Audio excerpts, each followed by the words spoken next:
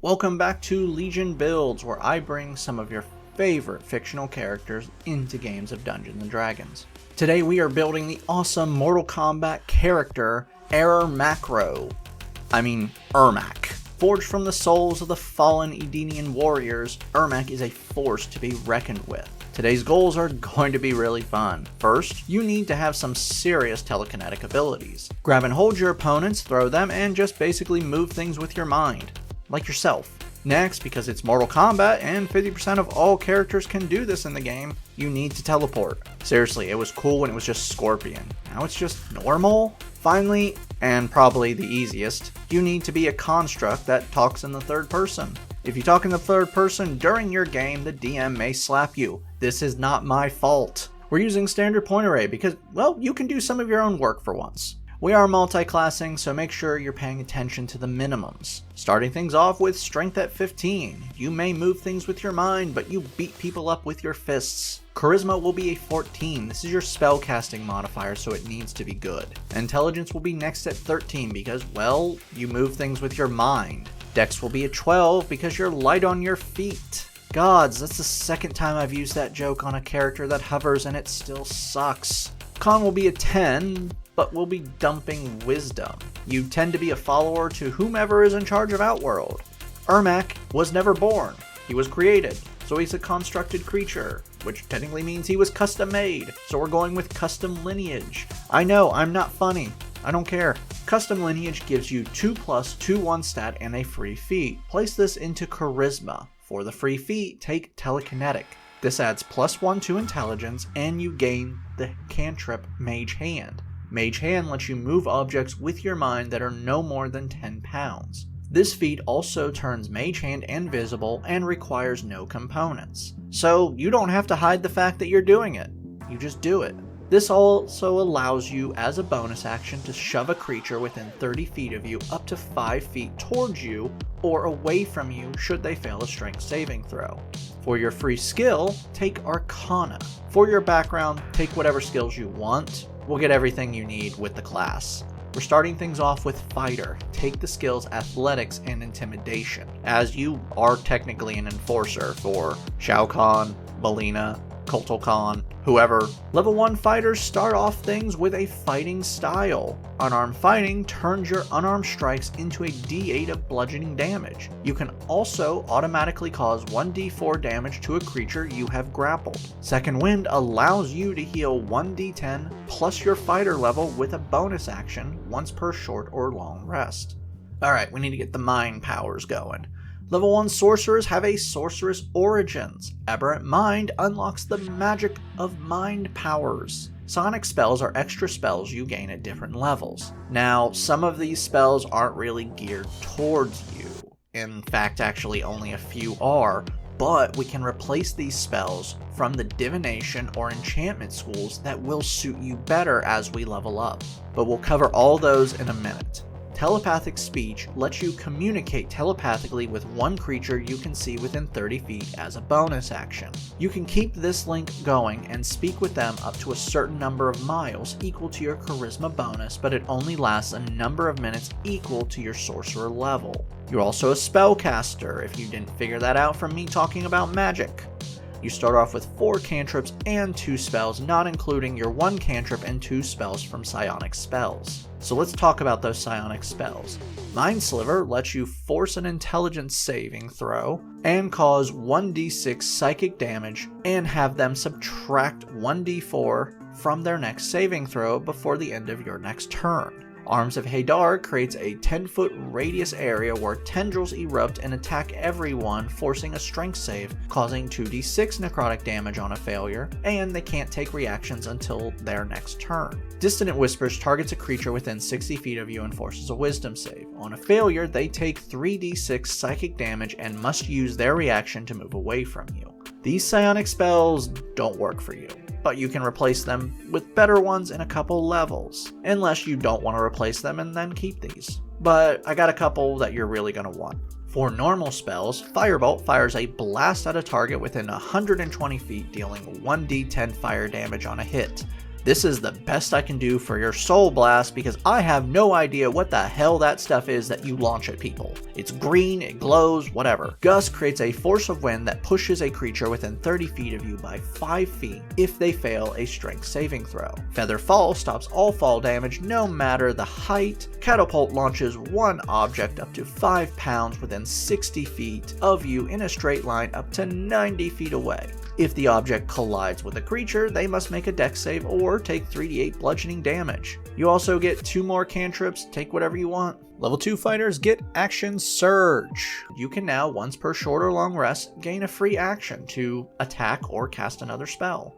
Level 3 fighters can choose their subclass. Psi Warriors add telekinetic abilities with their normal attacks. Psionic Power grants you psionic dice that you can use to perform special abilities. These start off as a d6 but will upgrade over time. And you start off with a number of dice equal to twice your proficiency bonus. Right now, you can use your psionic dice to perform 3 different abilities. Protective Field lets you use your reaction to lower the damage done to you or to another creature within 30 feet by rolling your psionic dice and subtracting that number. Sonic Strike lets you add your psionic dice plus your intelligence modifier to damage from a weapon attack to a creature you hit within 30 feet of you once per turn. Now I know Mortal Kombat is a hand-to-hand fighting game, but at one point everyone had weapons and you had a battle axe, though I kind of feel Warhammer would have made more sense. Finally, telekinetic movement lets you move an object or a creature with your mind as an action. The creature must be a size large or smaller and within 30 feet of you. You can move them up to 30 feet in any direction. You can do this once per short or long rest or burn a psionic dice to do it again. Level 4 fighters gain our first ability score improvement. Let's grab a feat to make you a better martial artist. Crusher adds +1 to strength. Once per turn, when you hit a creature with an attack that deals bludgeoning damage, like with a fist, you can push them 5 feet away from you. Your character level 5 now, so add another damage dice to both Firebolt and Mind Sliver. Level 5 fighters now have extra attack. You can attack twice with a single action. Your psionic dice are now a d8.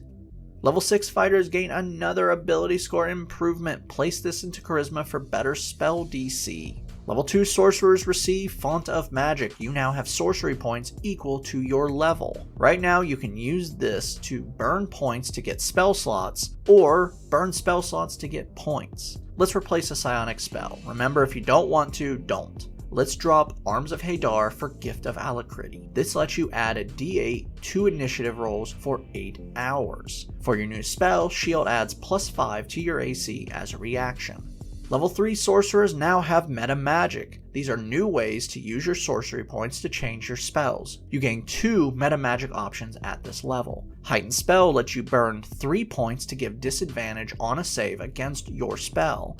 Empowered Spell lets you use 1 point to reroll a number of damage dice equal to your charisma modifier. You can also replace another psionic spell. I would drop Dissonant Whispers and grab Hold Person. Targeting one humanoid within 60 feet, you force a wisdom save, paralyzing them on a failure while you maintain the spell. For your new spell, Misty Step lets you teleport 30 feet as a bonus action. You also gain 2 new psionic spells. Detect Thoughts lets you read surface thoughts of hidden creatures or those you can see within 30 feet of you. You can also read deeper thoughts by forcing a wisdom save. Calm Emotion creates a 20-foot radius sphere, forcing a wisdom save on anyone in the sphere. If they fail, you can suppress any effect that causes the target to be charmed or frightened. You can also suppress hostile creatures, making them indifferent to someone. I told you a lot of these psionic spells will not work for Ermac, but we can change them out. Level 4 sorcerers gain another ability score improvement. Bump up strength for better attacks. For your new spell, Levitate lets you raise an object or a creature up 20 feet vertically as long as it doesn't exceed 500 pounds. Each turn, you can raise or lower the target by 20 feet as long as you maintain the spell for 10 minutes. You can only move them vertically, but if they are alive, they can basically swim and move themselves. If they are unwilling, they must make a con save to be unaffected by this spell. You also get another cantrip, so grab what you want. Level 5 sorcerers receive Magical Guidance. Now when you fail a skill check, you can spend 1 sorcery point to reroll the d20. You now have access to 3rd level spells. You gain 2 new psionic spells. Hunger of Hadar creates a 20-foot radius sphere of magical darkness. Any creature inside of it will take 2d6 cold damage if they start. If they end their turn in the sphere, they must make a dex save or take 2d6 acid damage. Sending lets you send a telepathic message to anyone you are familiar with, up to 25 words no matter the distance. For your new spell, Fly grants you a flying speed of 60 feet for 10 minutes while you maintain it. Your character level 11, so add another damage dice to Mind Sliver and Firebolt, bringing them both up to 3 damage dice. Level 6 Aberrant Mind Sorcerers gain Psionic Sorcery. Now instead of using spell slots for your psionic spells, you can spend sorcery points equal to the spell level. If you do this, the spell no longer requires any components. For your new spell, grab whatever you want. Level 7 Psi Warrior Fighters are now telekinetic adepts. This gives you 2 more abilities to use your psionic dice with. Psi Powered Leap lets you, as a bonus action, give yourself a flying speed equal to twice your walking speed for 1 turn. You can do this once per short or long rest, or burn a psionic dice. Telekinetic Thrust lets you move a creature you deal damage to. When they take damage, you can force a strength saving throw against a DC of 8 plus your proficiency bonus plus intelligence modifier. If they fail the save, you can now lift them 10 feet into the air, move them down 10 feet, or just knock them prone. If they go up and don't have feather fall, they will take fall damage when you drop them. Uppercut them and send them flying. Level 8 fighters gain another ability score improvement. Let's improve your psionics by adding this into intelligence. Level 9 fighters receive Indomitable. You can now reroll fail saving throws once per long rest, and death saves count for this. Level 10 Psi Warrior fighters gain Guarded Mind. You are now resistant to psychic damage and can burn a psionic dice to end charmed or frightened effects on yourself.